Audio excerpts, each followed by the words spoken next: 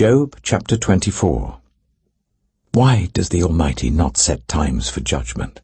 Why must those who know him look in vain for such days? There are those who move boundary stones. They pasture flocks they have stolen. They drive away the orphan's donkey and take the widow's ox in pledge. They thrust the needy from the path and force all the poor of the land into hiding. Like wild donkeys in the desert, the poor go about their labor of foraging food. The wasteland provides food for their children. They gather fodder in the fields and glean in the vineyards of the wicked. Lacking clothes, they spend the night naked. They have nothing to cover themselves in the cold. They are drenched by mountain rains and hug the rocks for lack of shelter. The fatherless child is snatched from the breast. The infant of the poor is seized for a debt. Lacking clothes, they go about naked. They carry the sheaves, but still go hungry. They crush olives among the terraces. They tread the wine presses, yet suffer thirst. The groans of the dying rise from the city, and the souls of the wounded cry out for help. But God charges no one with wrongdoing. There are those who rebel against the light, who do not know its ways or stay in its paths. When daylight is gone, the murderer rises up, kills the poor and needy, and in the night steals forth like a thief. The eye of the adulterer watches for dusk. He thinks, no eye will see me, and he keeps his face concealed. In the dark, thieves break into houses, but by day they shut themselves in. They want nothing to do with the light. For all of them, midnight is their morning. They make friends with the terrors of darkness. Yet they are foam on the surface of the water. Their portion of the land is cursed, so that no one goes to the vineyards. As heat and drought snatch away the melted snow, so the grave snatches away those who have sinned. The womb forgets them. The worm feasts on them. The wicked are no longer remembered, but are broken like a tree. They prey on the barren and childless woman, and to the widow they show no kindness.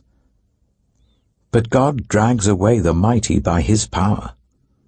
Though they become established, they have no assurance of life. He may let them rest in a feeling of security, but his eyes are on their ways. For a little while they are exalted, and then they are gone. They are brought low and gathered up like all others. They are cut off like ears of corn. If this is not so, who can prove me false and reduce my words to nothing? Job chapter 25. Then Bildad the Shuhite replied, Dominion and awe belong to God. He establishes order in the heights of heaven. Can his forces be numbered? On whom does his light not rise? How then can a mortal be righteous before God? How can one born of woman be pure? If even the moon is not bright, and the stars are not pure in his eyes, how much less a mortal, who is but a maggot, a human being, who is only a worm. Job chapter 26. Then Job replied, How you have helped the powerless! How you have saved the arm that is feeble!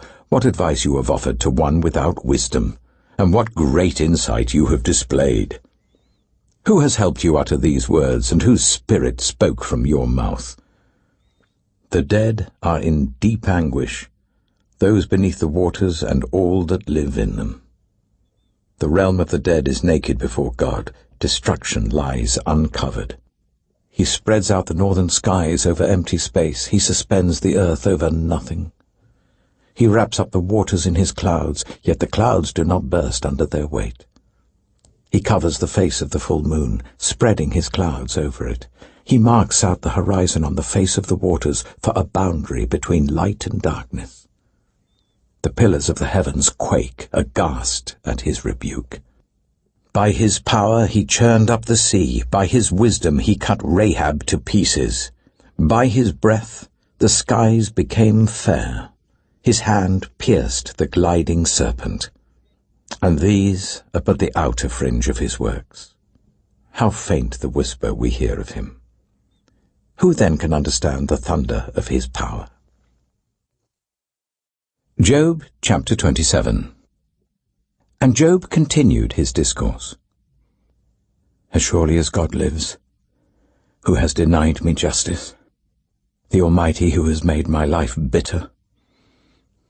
As long as I have life within me, the breath of God in my nostrils, my lips will not say anything wicked, and my tongue will not utter lies. I will never admit you are in the right. Till I die, I will not deny my integrity. I will maintain my innocence and never let go of it. My conscience will not reproach me as long as I live. May my enemy be like the wicked, my adversary like the unjust.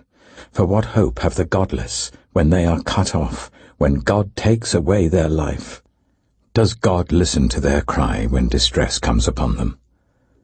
Will they find delight in the Almighty? Will they call on God at all times? I will teach you about the power of God.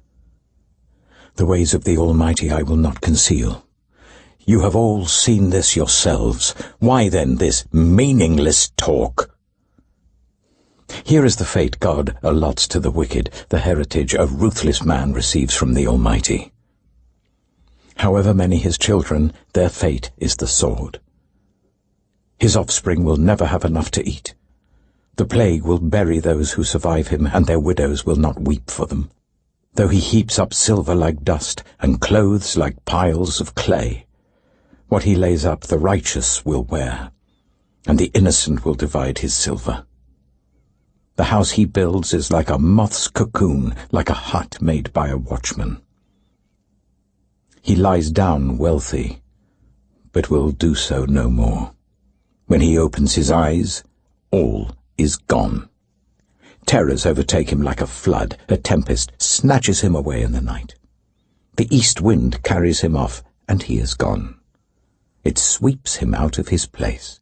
It hurls itself against him without mercy as he flees headlong from its power.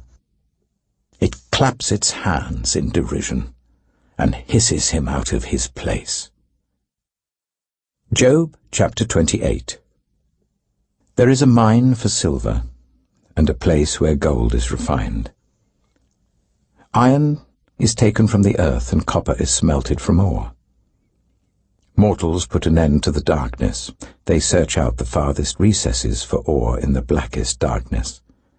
Far from human dwellings they cut a shaft in places untouched by human feet. Far from other people they dangle and sway. The earth from which food comes is transformed below as by fire. Lapis lazuli comes from its rocks, and its dust contains nuggets of gold. No bird of prey knows that hidden path. No falcon's eye has seen it. Proud beasts do not set foot on it, and no lion prowls there. People assault the flinty rock with their hands and lay bare the roots of the mountains. They tunnel through the rock. Their eyes see all its treasures. They search the sources of the rivers and bring hidden things to light. But where can wisdom be found? Where does understanding dwell? No mortal comprehends its worth. It cannot be found in the land of the living. The deep says, "It is not in me." The sea says, "It is not with me." It cannot be bought with the finest gold, nor can its price be weighed out in silver. It cannot be bought with the gold of Ophir, with precious onyx or lapis lazuli. Neither gold nor crystal can compare with it, nor can it be had for jewels of gold. Coral and jasper are not worthy of mention. The price of wisdom is beyond rubies. The topaz of Cush cannot compare with it. It cannot be bought with pure gold. Where then does wisdom come from? Where does understanding dwell? It is hidden from the eyes of every living thing, concealed even from the birds in the sky. Destruction and death say, only a rumor of it has reached our ears. God understands the way to it, and he alone knows where it dwells. For he views the ends of the earth and sees everything under the heavens. When he established the force of the wind and measured out the waters, when he made a decree for the rain and a path for the thunderstorm, then he looked at wisdom and appraised it. He confirmed it and tested it. And he said to the human race, "The fear of the Lord, that is wisdom, and to shun evil is understanding."